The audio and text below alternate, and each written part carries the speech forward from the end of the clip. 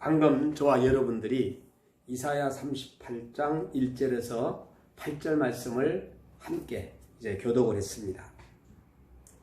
23년 오늘 한 해를 마지막 보내는 송년주일입니다. 오늘 참 잘 오셨습니다.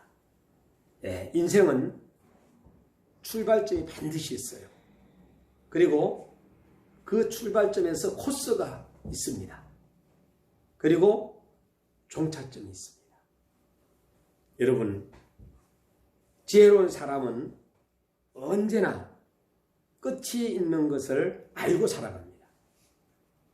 건강해도 언젠가는 병들어 죽을 날이 있고, 성공해가지고 돈을 많이 벌었다 해도 넘어질 날이 있고, 또 그 사람도 역시 돈 많은 사람도 죽을 날이 있습니다. 높은 자리에, 왕의 자리에, 대통령의 자리에 올라도 떨어질 날이 있다는 것. 우리 모두는 어차피 이 땅에서 연약하기 때문에 가야 할 인생들입니다. 인생의 시작이 내 뜻대로 된 것이 아니기에 끝나는 날도 내 마음대로 될 것 같지만은 아니 됩니다. 히스기야가 오늘 본문에 나오는 히스기야 왕이 뭐라고 얘기했느냐? 선지자가 너는 집을 처치하라 그랬어요. 내가 죽고 살지 못한다 그랬어요. 기가 막힌 노릇 아니겠어요? 이러한 하신 음성이 나에게 신고되었을 때 어떻게 해야 할까? 그는 벽을 향해서 울었다 그래요. 여러분 이제 얼마 못 산다고 했을 때 여러분 마음이 좀 어때요? 오늘 우리 원영숙 성도님 그 방광암 사기라는 이야기를 들었을 때 어딘가 모르게 가슴이 찡하잖아요. 어쨌든 간에 저희가 전화로 기도했었습니다마는 이 방광암 환자들이 내가 인천에서 봤을 때에 그 환자들이 걷지를 잘 못해요. 나중에는 다 옆에다가 오줌 줄기를 이렇게 차고 있어요. 여러분, 히스기야 왕에게 하나님께서 너는 집을 처치하라. 내가 죽고 살지 못하리라. 만약 신목사에게 그 얘기가 들렸다면 기가 막힐 거예요. 우리는 언젠가 죽음 앞에 서야 하고 죽음과 만나야 할 존재입니다. 죽음을 회피할 자는 아무도 없어요. 그래서 세 가지를 제가 말씀을 드리겠습니다. 첫째는 우리는 반드시 죽어야 할 존재다. 여기에 지혜가 있고 삶의 자세를 바르게 할 수 있습니다. 나는 반드시 죽는다는 거. 이걸 알고 우리가 인생을 살아가야 돼요. 인간의 종말이 있다는 거. 끝날 날이 있다는 거. 사람이 자신에게 종말이 있다는 사실을 알고 사는 것이 바로 지혜입니다.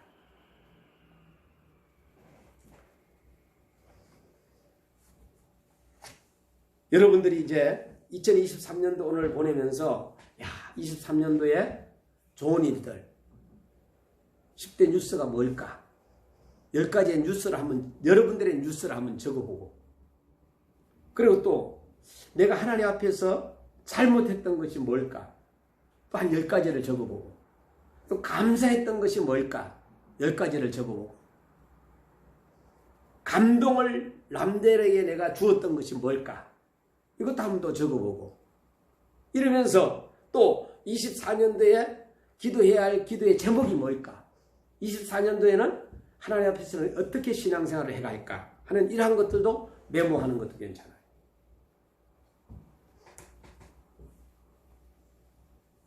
알렉산더 대왕이 아버지 그 필립 2세는 그의 종으로 하여금 대왕이여 평안하시옵니까?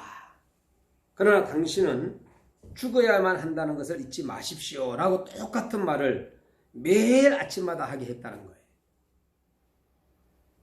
여러분, 그거를 보면서 나는 반드시 하나님 품에 간다. 나는 이 땅에서 끝날 날이 있음을 기억하면서 나는 믿음 생활 똑바로 할 거야 하고 거울을 보면서 자기 자신에게 한번 이야기해 보세요. 하나님 아버지, 머리에서부터 발끝까지 아무 문제 없이 건강 주신 거 감사합니다. 그러나 어딘가 모르게 내가 아픈 데가 있다면 그 아픈 가시를 통해 가지고 내가 기도할 수 있으니 얼마나 감사합니까? 내가 그 아픈 것 때문에 겸손할 수 있으니 얼마나 감사합니까? 그 아픈 것 때문에 하나님께 나아가서 기도할 수 있으니 얼마나 감사합니까? 때에 따라서는 아픔도 우리에게 유익을 준다는. 모세는 우리에게 우리 날 계수할 날을 가르치사 지혜의 마음을 얻게 하소서라고 시편 90편 12절에 말씀해 주고 있습니다. 자, 오늘 10세, 10세까지 산다고 가정했을 때 3650일이죠. 20세까지 산다고 했을 때 7300일. 그럼 내가 30세까지 산다고 했을 때 1950일. 40세까지 산다고 했을 때 14600일을 사는 거예요. 50세까지 산다면 18250일을 사는 거예요. 60세까지 산다면 21900일을 사는 거예요. 21900일을 저는 살았어요. 70세까지 산다고 하면 25500일을 사는 거예요. 80세까지 산다면 29200일을 사는 거예요. 아주 박수 쳐드려야 되겠죠. 90세까지 산다면 32850일을 사는 거예요. 그런데 100세 살았다. 그러면 36500일입니다. 요새 100세 사는 사람에게 지자체에서 100만 원을 준다고 하기도 합니다. 1년에 한 번. 그런데 969세까지 산 사람도 있어요. 그분은 35만 3685일을 살았어요. 대단하죠? 성경에 보니까 나와. 무드셀라. 자, 그러면은 인생의 결산에 있어서 우리는 반드시 죽어야 할 존재라는 것을 첫 번째로 이 말씀을 드렸고, 두 번째는 우리가 사는 것은 하나님께서 생명을 연장시키신 것이다. 우리는 미래를 대비해야 돼요. 그래서 고난이라는 것도 우리가 늘 오면은 고난을 견디는 사람이 있고 못 견디는 사람, 이것도 대비해야 되고, 죽음도 대비해야 되고, 또 재림도 대비해야, 예수님 오실 날을 우리가 기다려야 되잖아요. 우리는 언젠가는 죽어야 할 존재는 반드시 종말이 있다. 지금 우리가 여기에 살아있는 것은 다만 시간이 연장되어 있다는 사실입니다. 히스기야의 왕은 15년의 세월을 연장을 받았어요. 이는 내가 사는 것이 아니요 그랬어요. 15년 해봤자 5475일밖에 안 돼요. 하나님의 은혜 안에 살고 있으면 우리는 감사하고 살아가야 됩니다. 2025년도에는 감사를, 이래도 감사 저래도 감사하면서 살고, 감동을 주면서 다른 사람에게 감동을 주고, 내 자녀에게 감동을 주고, 그 다음에 남편에게 감동을 주고, 아내에게 감동을 주고, 이웃에게 감동을 준다면 어떨까요? 저는 고등학교에서 아이들 가르칠 때 무조건 살아있는 생명이 가장 귀중한데, 이 생명을 가지고 사랑해야 된다. 우리 사람은 무조건 사랑해야 된다. 그리고 나서는 생명을 가지고 배워야 된다. 이 생명을 가지고 감동을 줘야 된다. 생명을 가지고 감격해야 된다. 그리고 생명을 가지고 감사해야 된다고 외쳤어요. 아마 그 기억하는 아이들도 있고 기억하지 않는 아이들도 있을 것입니다. 우리는 하나님의 은혜 안에 살고 있는 것을 감사하고 살아야 할 것입니다. 내가 지금까지 이렇게 살아온 것도 하나님의 은혜다. 하나님께서 우리에게 은혜 주셨기 때문에 지금까지 살아온 거예요. 나 이제 생명 있으면 주님의 은혜요. 이 세상 근세 이기니 큰 기쁨 넘치네.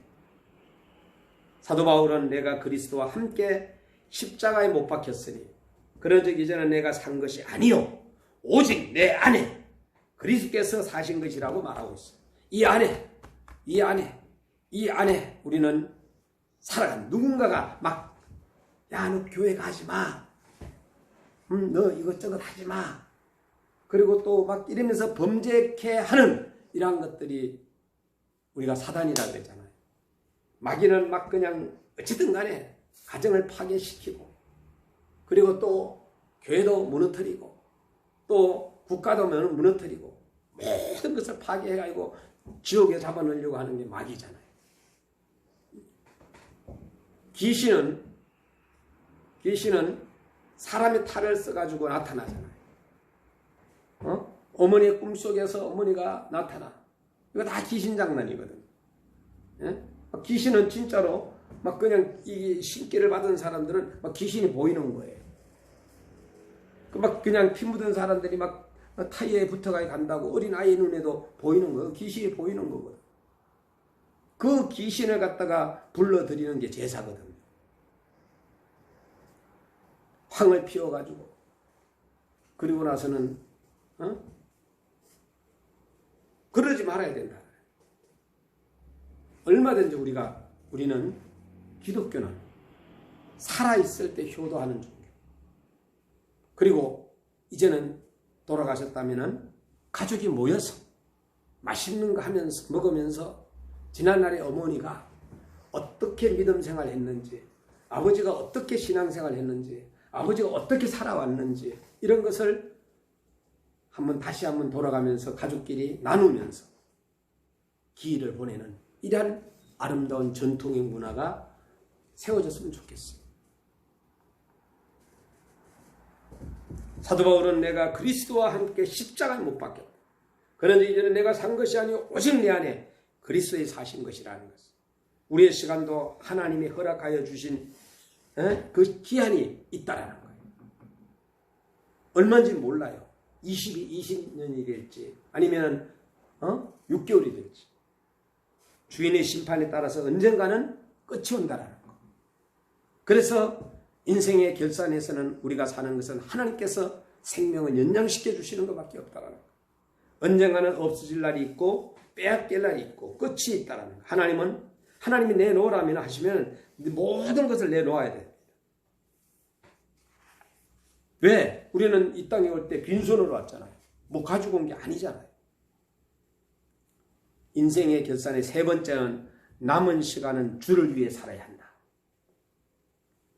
히스기야 왕이 병이 나은 후에 이제 15년의 연장을 받았잖아요.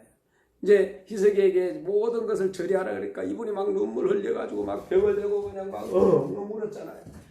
그래서 그 회개한 것을 갖다가 하나님께서는 응답해 주셨고 그리고 15년의 생명을 연장시켜 주셨고 이제는 히스기야 왕이 병이 나은 후에 그의 시 가운데 오늘 이 몸이 당신을 찬미하듯이 살아 숨쉬는 자만이 당신을 찬미하옵니다 라는 구절이 있잖아요. 우리는 한평생 여호와의 전에서 그 문구를 뜯으며 노래하겠다. 이 얼마나 아름다운 인생 고백인가요? 노래하며 찬양하며 살겠다. 그리스도 안에서 다시 사는 것은 고백은 이와 같습니다. 사도 바울이 고백한 것처럼 우리 중에 누구든지 자기를 위하여 사는 자가 없고 자기를 위하여 죽는 자도 없다라고 고백하면서 우리가 살아도 주님을 위해서 살고 우리가 죽어도 주님을 위해서 죽나니 그러므로 사나 죽거나 우리는 누구의 것이다? 주의 것이다 라고 로마서 14장 7절에서 8절에 말씀해 주고 있습니다. 히스기야 왕에게 있는 선고는 정말로 히스기야 왕에게 임한 선고가 이제 우리에게도 언제 임할지 모른다. 준비해야 된다. 다시 한 번쯤 이런 사실을 깨닫고 사는 것이 더 은혜로운 삶이 될 것이다. 그래서 남은 시간을 이제는 주님을 위해서 살겠다는 고백이 필요하다.